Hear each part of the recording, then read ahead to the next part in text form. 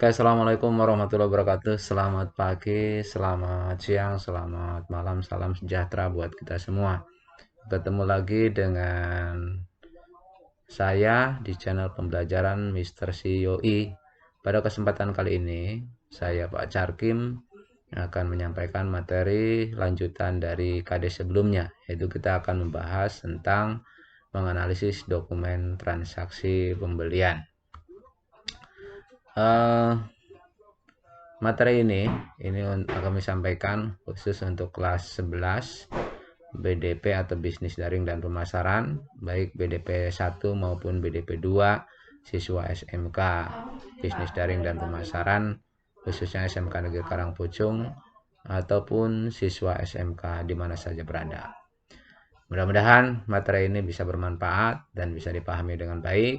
Dan kalau ada hal yang belum jelas, silahkan nanti bisa kita diskusikan atau bisa ditanyakan di akhir sesi setelah kita kirim videonya melalui kelas Maya Psikologi.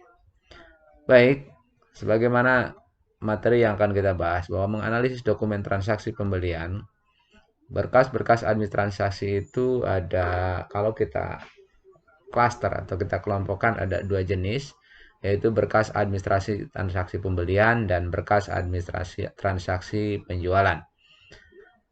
Tentunya berkas-berkas atau dokumen transaksi pembelian maupun berkas-berkas administrasi transaksi penjualan ini adalah dokumen-dokumen yang terkait dengan kegiatan-kegiatan atau aktivitas bisnis dalam suatu perusahaan, baik itu transaksi pembelian maupun aktivitas transaksi penjualan.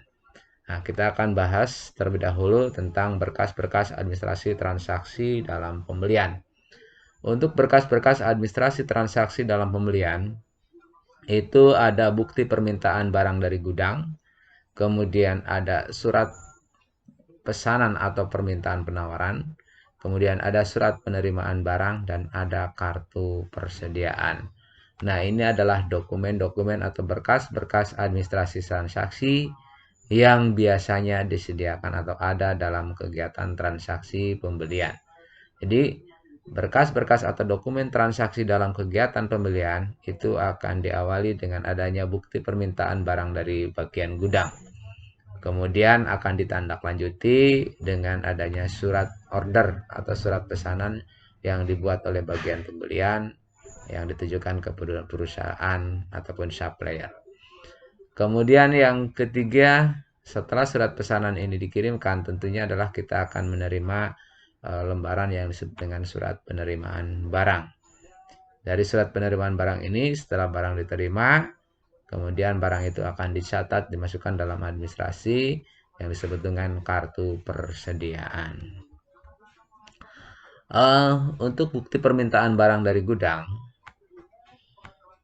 bentuk POM atau bentuk formulir untuk permintaan barang dari gudang akan menyangkut hal-hal diantaranya adalah: pertama, harus mencantumkan nomor urut; yang kedua adalah jenis barang dan spesifikasinya; yang ketiga adalah banyaknya barang yang diminta; yang keempat, adanya otorisasi atau pengesahan dari kepala bagian gudang; dan ada tanggal permintaan. Jadi keempat komponen atau unsur-unsur ini adalah minimal harus tercantum di dalam formulir permintaan barang dari gudang. Jadi nomor urut barangnya itu nomor berapa, nomor urutan barang yang diminta, jenis barang dan spesifikasinya apa, itu nanti dituliskan. Kemudian banyaknya barang yang dibutuhkan atau yang diminta itu berapa. Kemudian pastikan nanti di situ ada pengesahan atau orang yang punya kewenangan atau punya otorisasi dalam di bagian gudang. Kemudian ada tanggal permintaan. Nah, untuk formnya, nota permintaan atau format nota permintaan barang, diantaranya contoh seperti ini. Di atas tertulis tanggal. Tanggal di sini adalah tanggal permintaan. Kemudian ada nomor urut, jenis barangnya apa, merek atau tipe atau spesifikasinya apa, jumlahnya berapa, kemudian keterangan. Pastikan otorisasinya di sini yang mengesahkan ada bagian pembelian, kemudian ada kepala bagian gudang. Jadi yang membuat adalah kepala bagian gudang, kemudian nanti akan disahkan oleh bagian pembelian. Nah, dalam keterangan ini Dijelaskan tadi sudah disampaikan, tanggal disesuai dengan tanggal permintaan. Ini dari tanggal berapa permintaannya dari kepala bagian gudang. Kalau misalkan taruhlah sekarang tanggal 28 ya. Di sini nomor urutnya kebetulan ini misalkan udah nomor urut yang ke-23. Jenis barang yang diminta misalkan adalah barang yang diminta bahan baku pembuatan kue, dalam hal ini misalkan terigu, tepung terigu, merek atau tipenya misalkan terigu tipe Dahlia ataupun Cakra dan sebagainya. Jumlahnya berapa? Misalkan ada taruhlah 20 ton atau 10 ton. Nah, itu seperti itu. Nah, itu adalah untuk form permintaan barang dari gudang. Selanjutnya kita akan bahas tentang yang kedua, surat pesanan ya.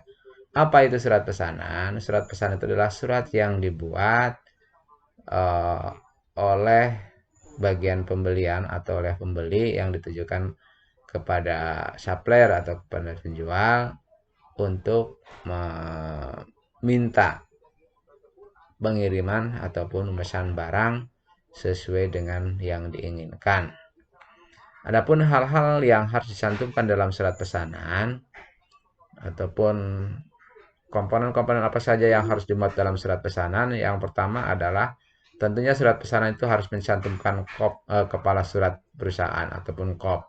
Dalam KOP surat ini biasanya tercantum nama, kemudian ada alamat, ada nomor telepon perusahaan. Yang kedua, tujuan perusahaan, nama supplier, artinya kepada alamat dalam perusahaan, ditujukan kepada siapa surat itu, misalkan kepada CP Adijaya, Jalan Mataram nomor 10 Semarang misalkan, itu adalah ditujukan ini sebagai supplier ataupun perusahaan yang dituju, kita mengorder kepada siapa. Kemudian yang ketiga, jenis dan merek barang yang dipesan. Nah, pastikan barang yang dipesan itu harus secara jelas apa saja, kemudian mereknya atau spesifikasinya apa harus tercantum dalam format surat pesanan. Kemudian harga barang yang dipesan pastikan cantumkan. Kemudian persyaratan pembayaran atau kesanggupan pembayaran, ini mau cash atau kredit atau sekarang istilah kita kenal ada dengan barang diterima kemudian kita bayar juga bisa. Kemudian cantumkan juga tanggal pesan, ada otorisasi dari kepala bagian pembelian dan direktur perusahaan. Jadi yang membuat surat pesanan itu adalah dari bagian pembelian, kemudian mengetahui atau mengesahkan direktur perusahaan. Nah, ini contohnya ya. Contoh misalkan ini yang disebut dengan KOP surat PT Sejahtera Mandiri, Jalan Sriwijaya nomor 2, Sriwijaya 2 nomor 66 Semarang ya. Ini nomor teleponnya. Nah, ini yang disebut dengan nomor surat, ada lampiran, kemudian ada perihal. Ini adalah tanggal pembuatan surat atau tanggal permohonan. Nah, ini yang disebut dengan tujuan surat. Berarti suppliernya adalah ini. Ini adalah alamat dalam surat, ditujukan kepada PT Atmajaya Sentosa, Jalan Tamrin nomor 10 Semarang. Dengan hormat, terima kasih atas surat saudara nomor sekian, perihal penawaran barang. Sehubungan dengan itu, kami ingin memesan barang-barang berupa ini nomor banyaknya, ini satuan ya, lupa dicantumkan. Kemudian nama barang, jangan lupa juga pastikan di situ ada harga ya. Di sini bisa ditambahkan kolom harga. Kemudian tambah jumlah biar nanti untuk memudahkan dalam penghitungan. Jadi nanti misalkan 5 kali taruhlah mesin cuci jumlahnya yang dipesan 10, harga satuannya misalkan 2 juta, berarti 5 kali banyaknya 5, kemudian harganya misalkan per unit adalah 2 juta, berarti 5 kali 2 itu udah 10 juta. Itu nanti ditambahkan di sini ya. Kemudian pembayaran akan dilakukan 1 minggu setelah barang kami terima. Ini adalah persyaratan pembayaran. Jadi barang diterima selang 1 minggu, pihak daripada pemesan itu akan menyanggupi untuk melunasi barang-barangnya. Apabila saudara menyetujui, kami harap segera memberikan kabar. Kami tunggu balasan saudara secepatnya. Hormat kami. Ini adalah manajer pembelian. Di sini bisa dicantumkan mengetahui direktur utama ya. Jadi formatnya simpel, jelas, tidak bertele-tele. Prinsip daripada surat pesanan itu seperti itu. Jadi surat pesanan itu adalah surat yang dibuat oleh perusahaan yang ditujukan kepada calon penjual untuk memesan sejumlah barang tertentu sesuai dengan yang diinginkan. Itu adalah surat pesanan. Kemudian selanjutnya adalah penerimaan barang. Tentunya setelah kita melayangkan atau mengirimkan surat pesanan, nah, berikutnya kita akan menerima barang atau akan ada bukti penerimaan barang. Hal yang utama yang harus dilakukan adalah memeriksa atau mencocokkan barang yang dipesan dengan barang yang ada secara fisik. Periksa jumlahnya, spesifikasinya, kondisi dengan mencoba barang tersebut jika diperlukan, dan cocokkan dengan surat pesanan, nota kontan atau faktur dari penjual dan bukti fisiknya. Jadi hal pertama yang harus diperhatikan ketika kita menerima barang adalah pastikan kita melakukan checklist, mencocokkan barang secara fisik dengan catatan administrasi yang diterima, yaitu berupa nota kontan ataupun faktur dari penjual dengan bukti fisiknya dicocokkan. Misalkan kita di dalam fakturnya jumlah barangnya tercantum 5, spesifikasinya misalkan tadi adalah kita beri kulkas yang 2 pintu, harganya sekian, mereknya ini, misalkan merek Sharp dan seterusnya atau merek lain. Nah, sama enggak? Kalau sudah sama centang, kalau ada perbedaan silakan diberikan tanda, ya itu untuk dikonfirmasi. Kalau sudah cocok semua berarti kita checklist. Kemudian selanjutnya adalah proses pencocokan dapat dilakukan dengan memberikan tanda checklist. Tadi sudah disampaikan ya. Jadi dalam pengecekan penerimaan barang itu, tanda yang dilakukan adalah dengan memberikan tanda atau membuka tanda checklist pada nota kontan ataupun pada faktur ketika melakukan pengecekan barang secara fisik. Selanjutnya adalah kita akan masukkan kepada kartu persediaan. Jadi beruntun. Jadi kalau tadi penerimaan barang, ini penerimaan barang itu kita checkingnya itu pada faktur ataupun nota kontan yang diberikan oleh pihak daripada penjual. Nah itu yang harus kita cek dengan fisiknya. Ya.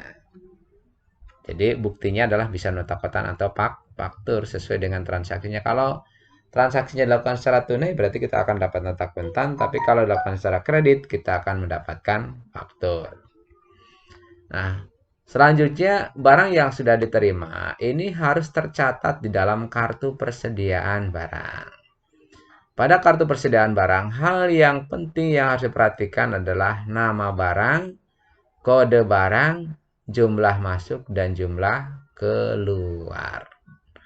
Nah, di sini ada price lookup ya. Ini adalah untuk kode barcode barang ataupun kode pengkodean barang. Nama barangnya apa? Misalkan tadi taruhlah kita pesan gandum atau terigu ya 10 ton cakra, berarti nama barangnya adalah gandum atau terigu. Kode lokasi ini misalkan kode lokasinya di mana, blok A atau di blok B atau di rak nomor berapa dan seterusnya. Kapasitas areanya itu berapa ya, ini harus dipastikan karena posisi barang kalau di gudang itu kan gudang itu sangat luas, jadi nanti harus misalkan ada kode-kode tertentu ya dimasukkan. Kartu persediaan, suppliernya itu siapa tadi yang mengirimkan? Oh dari PT apa tadi ini. Nah, berarti suppliernya misalkan dari PT Atmajaya ya. Dan ini adalah yang dicontohkan adalah mesin cuci LG Jumbo. Berarti ini barang-barang elektronik ya, bukan terigu. Oke, tidak masalah, itu contoh lain. Jadi kalau misalkan mesin cuci LG ya, tadi nama suppliernya tinggal ditulis saja. Ini berarti PT Jaya Sentosa. Nah, nama suppliernya. Kodenya apa? Ya silahkan ditulis sesuai dengan kode supplier. Misalkan Atmajaya Sentosa, Atmajaya Sentosa AS. Seperti itu juga boleh ya. Kalau ada supplier lain silakan juga dicantumkan. ya. Kalau misalkan barang-barang itu dari beberapa supplier. Nah, tanggal di sini adalah tanggal kita melakukan pencatatan barang itu di dalam kartu persediaan. Nomor dokumennya tentunya adalah nomor dokumen yang tertera di dalam faktur atau nota kontan. Masuk tanggal berapa? Nah, kalau tadi kita terimanya taruhlah kita pesan tanggal 28 September, kemudian kita terima barang tanggal 1 Oktober, dan barang itu langsung dimasukkan, ya tulis aja tanggal 1 Oktober. Ya. Keluarnya berapa? Oh, untuk ini misalkan belum ada pengeluaran, strip saja. Saldonya berapa? Nah, berarti kalau tadi baru pertama adalah kita nyetok, misalkan jumlahnya kalau mesin cuci LG ada 10, ya tulis saja saldonya ada 10. Ya. Harga belinya berapa? Harga beli misalkan tadi adalah 1.500.000 atau 2 juta, ya tulis aja 2 juta. Nah, kemudian keterangan. Nah, mudah saya rasa untuk praktek pengisian kartu persediaan barang ini. Nah, jadi value ini diisi dengan kode value, nama barang diisi dengan nama barang, kode lokasi diisi dengan kode lokasi penempatan barang. Itu posisinya ada di mana? Di blok apa? Atau di rak-rak nomor berapa? Ya.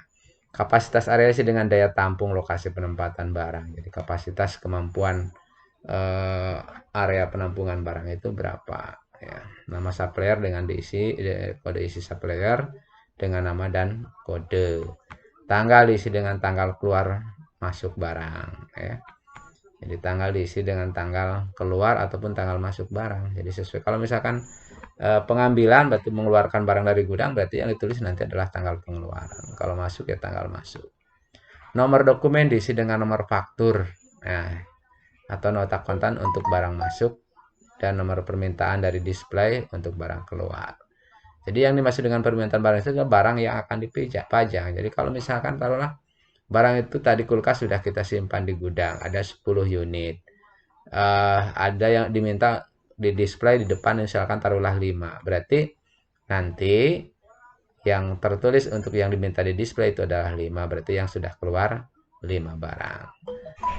Kemudian masuk diisi dengan jumlah barang masuk dan keluar diisi dengan jumlah barang keluar. Saldo diisi dengan saldo dengan rumus seperti ini. Saldo sama dengan masuk dikurangi keluar. Jelaslah, gampang. Harga beli diisi dengan harga beli sesuai dengan faktur atau nota kontan. Jadi persis kalau harga beli itu sesuai dengan harga yang tertera di dalam faktur. Nanti kita marginnya mau menjual keuntungannya berapa persen tinggal ditambahkan. Keterangan diisi dengan hal-hal yang mencatat, misalnya berapa batas pesanan. Nah, itu. Selanjutnya kita akan membicarakan tentang bukti transaksi. Bukti transaksi itu adalah bukti pencatatan transaksi yang berhubungan dengan pihak internal, yaitu berkaitan dengan bagian yang ada di dalam perusahaan maupun eksternal perusahaan. Dalam hal ini adalah pelanggan dan pembeli. Jadi bukti pencatatan transaksi berhubungan dengan pihak internal maupun pihak eksternal, ya, yang berkaitan dengan bagian yang ada dalam perusahaan maupun eksternal perusahaan. Itu adalah bukti transaksi.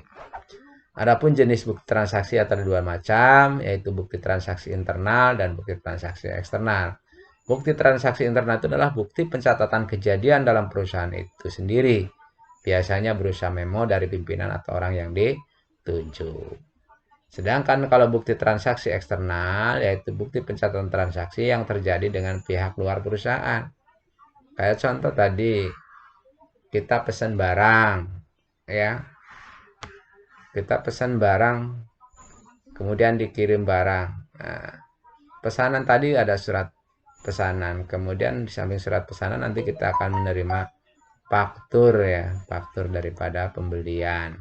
Nah, faktur pembelian ini adalah sebagai bukti transaksi eksternal karena kita melakukan kegiatan transaksi eksternal, pesan barang, beli barang gitu.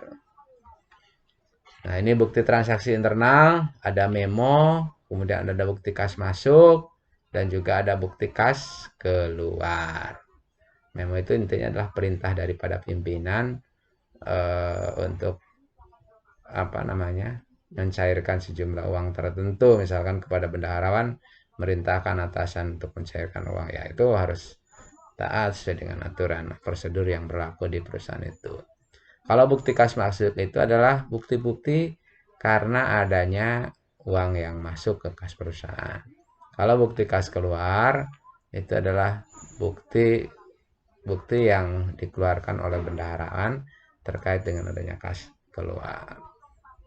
Contohnya misalkan adalah untuk bayar gaji karyawan, beli materai dan sebagainya yang sifatnya adalah internal. Kemudian ini contoh memo. Memo itu adalah ini contoh misalkan. Jadi intinya adalah perintah singkat dari pimpinan ya. Pimpinan itu tidak harus direktur, artinya orang-orang yang punya level jabatan sebagai pimpinan. Contoh misalkan dari bagian personal ditujukan kepada bagian keuangan agar laporan pembayaran gaji bulan Juni 2014 ini untuk membuatkan laporan, bukan berarti meminta data.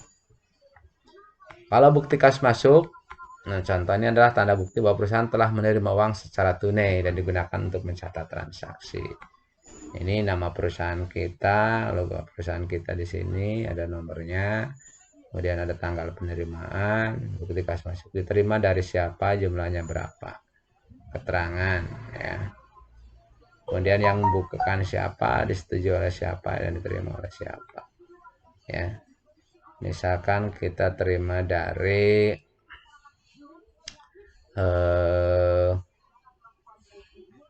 apa namanya, dari bagian penjualan ya, jumlah uang berapa, keterangannya misalkan untuk mengisi kas kecil seperti itu. Nah ini kalau kas keluar, transaksi pengeluaran uang tunai seperti pembelian tunai, pembayaran gaji, bayar sewa, bayaran utang. Jadi ini adalah bukti transaksi internal, tapi yang sifatnya adalah di dalam perusahaan sendiri, karena hanya untuk membayar gaji karyawan itu kan berarti perusahaan mengeluarkan uang dari kas perusahaan, tetapi bukan untuk keluar perusahaan. Ya. Contohnya adalah untuk pembayaran gaji, kemudian bayar sewa, pembayaran utang. Ya. Jadi pembelian tunai juga tetap, misalkan beli apa, ini harus tercatat di bukti kas keluar. Nah itu untuk sementara materi yang akan kita bahas pada menganalisis dokumen transaksi pembelian. Besok kita lanjutkan pada sesi 3.5 menganalisis dokumen transaksi penjualan. Demikian materi yang bisa disampaikan pada sesi kali ini. Mudah-mudahan bisa dipahami. Tetap semangat untuk belajar, jaga protokol kesehatan. Semoga pandemi akan segera berlalu dan kita bisa kembali belajar secara tatap muka. Salam sehat, tetap semangat untuk belajar. Pastikan kita melaksanakan protokol kesehatan. Jangan lupa kalau nanti ada pertanyaan yang belum, ada hal-hal yang belum jelas, bisa ditanyakan pada kelas maya ataupun kelas yang sudah kita siapkan pada aplikasi psikologi. Sekian, terima kasih. Jangan lupa like and subscribe ya pada channel Mr. COE. Terima kasih atas perhatiannya. Assalamualaikum warahmatullahi wabarakatuh.